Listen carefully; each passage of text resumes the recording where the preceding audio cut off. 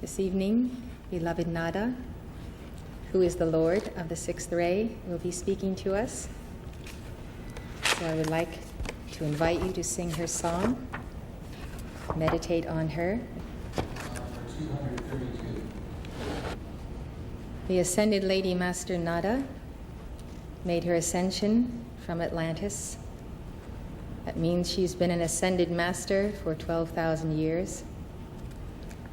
She was an attorney and, of course, had many different embodiments. Her flame is a tremendous flame of divine love. This is a painting of her done by Ruth Hawkins. She took initiations under the archangels of the third ray, the Archangel Chamuel and his twin flame, Charity. She learned the art of selfless love, of using the creative fire of her heart to support a family of many brothers and sisters in her final incarnation, where they all became very successful, highly talented and professional, because she kept the flame for them. And her achievement was love and love's union in God in the victory of the ascension. The sixth ray that she is Lord of is the ray on which Jesus served himself. It is the ray of ministration and service. The positions in hierarchy changed in about 1956, and Jesus with Kuthumi became world teachers, and so Nada moved in position as the Lord of that ray. She serves on the karmic board. And so, as one of the 7 members of that board who teach us the lessons we have to learn and assign us before entering birth and leaving, she adds her flame. It's a magnificent flame, and she continues to serve with Jesus today. Jesus has an etheric retreat over Saudi Arabia, and so that is the retreat to call to for Jesus' intercession in the Middle East. The love of Lady Master Nada is so profound, so all-filling. When you make contact with her heart, you can feel her love filling all of the earth and beyond. She has tremendous attainment, having been ascended so long, and yet she is very, very close to earth. I saw her recently assisting in rescuing someone from the astral plane who had gotten tangled there for quite a while. And this person had been in such an ordeal in the astral plane for so long that they had to be taken to the retreat of Raphael and Mother Mary at Fatima on the etheric plane to be healed before they could actually start working in the etheric retreats. For reasons of the connection of this live stream to someone at our ranch, Lady Master Nada brought her to the ranch on her way to that healing retreat. She is the epitome of compassion, beloved Nada, and is continually serving to rescue souls. If you make her a part of your life, she will help you and then help you to help many others.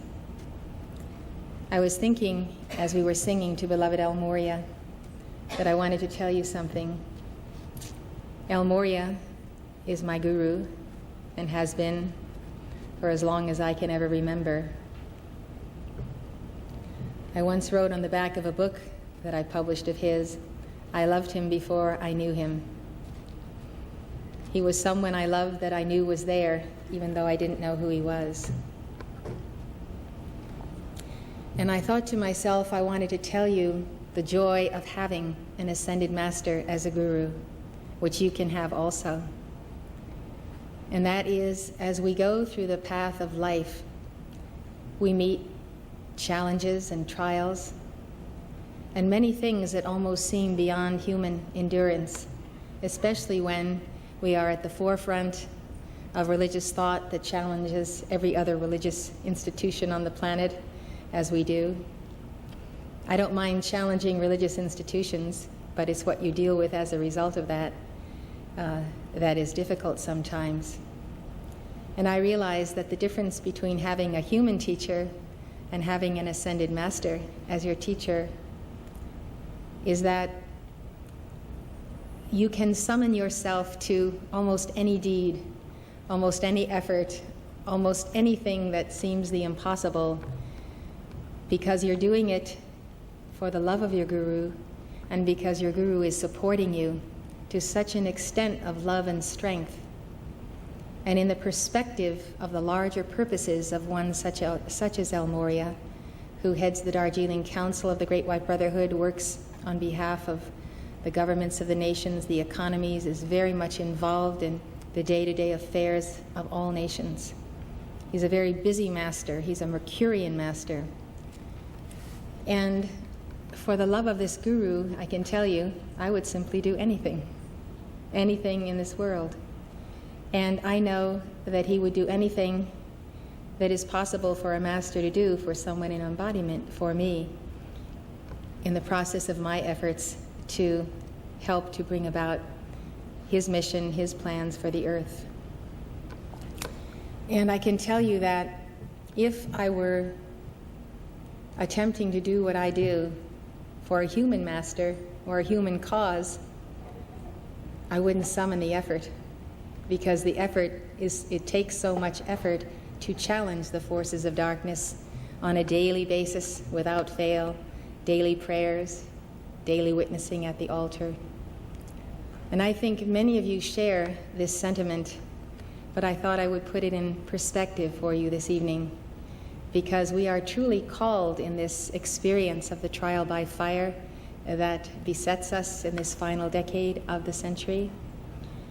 We're called to do those things that require self-transcendence.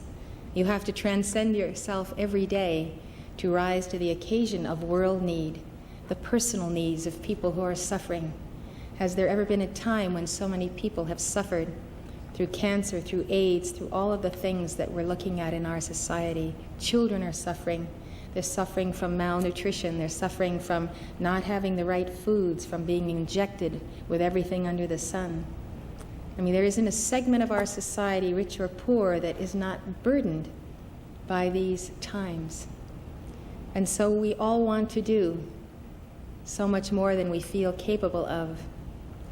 And my expression to you this evening is that we have such a hope in our hearts to be able to do this because of the strengthening of the presence of the heavenly hosts and the ascended masters of the Great White Brotherhood who overshadow us. So I wanted to bring that thought to you, to know that it is a joy to serve, and the sense that they're behind us and that they are strengthening us, and that we can go out and do what they've asked us to do. We can respond to Helios. It is a great, great joy. So if you are shopping for an Ascended Master Guru, I would recommend you get my book, Lords of the Seven Rays, and read about the lords of each of the seven rays and see which one you have an affinity to. You know, an affinity is a fine tie. So look at that and consider them all. There really is not one that is better than the other. So you'll probably wind up gobbling them all up and having them all seven as your gurus. But there is no conflict in heaven. So we call upon the different masters for different reasons.